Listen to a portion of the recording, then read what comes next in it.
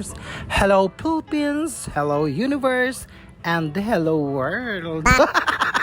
Oh, good vibes lang tayo ngayon. Maging masaya araw-araw. Kahit napakahirap ng buhay, tayo ay magpapasalamat palagi sa ating Panginoong may kapal. At binibigyan niya tayo ng buhay araw-araw. At lagi nating pakakatandaan, walang pagsubok na di mo kayang lagpasan. Ganon. At lagi tayo mag-iingat parati kasi nga may pamilya sa atin na naghihintay. So, ayun na nga at update sa tula. Di ba nga sabi nila magsasara bukas Miyerkules, Independence Day. At iispaltuhin nga daw nila to at yayariin na nila ang tulay. Pero nga pala mga paasa hindi daw matutuloy. At sabi nila next year na daw tatapusin at nasira daw yung pang-espalto. O di ba mga paasa?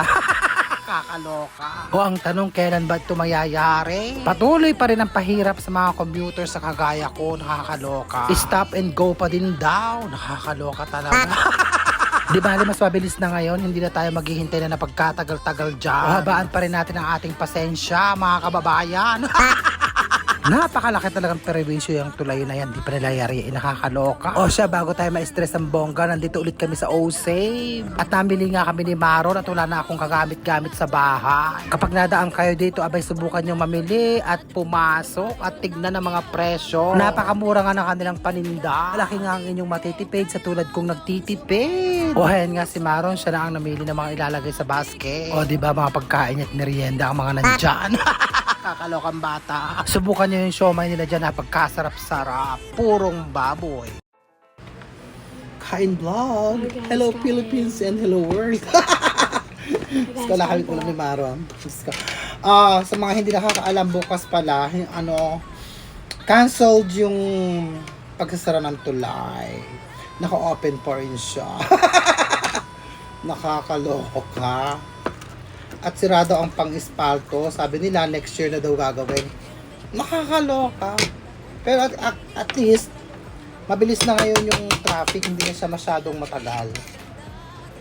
Ganon pa rin. Diyos ko, magtitiis pa rin tayo, mga kababayan ng Santa Rosa.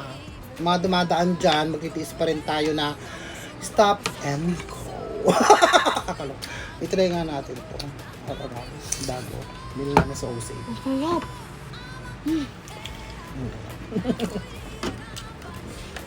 Pwede pa rin daanan bukas, kaya lang stop and go pa rin.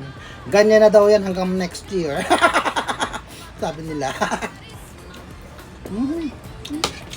Nakakaloka. Hindi pa rin tayo ng bonggang-bongga. At least mabilis naman lang, kada 10 minutes lang nagsasara, tapos after 10 minutes kabila naman gano'n. Hindi na katulad dati na napakahirap at napakatagal. At least mas mabilis na ngayon.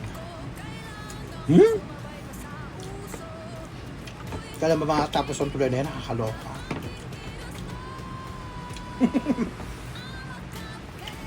Ayun nga, hinihiyaw nila sa labas na pwedeng dumaan bukas, hindi matutuloy ang pagsasara.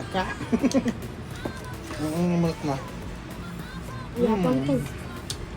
Wala pang to. Ang lalaki ng chicken, oh. Tapos ko lang maglaba. Napakadami kong laba mo. Okay. Paano mo kayo? Bye-bye! I love you all!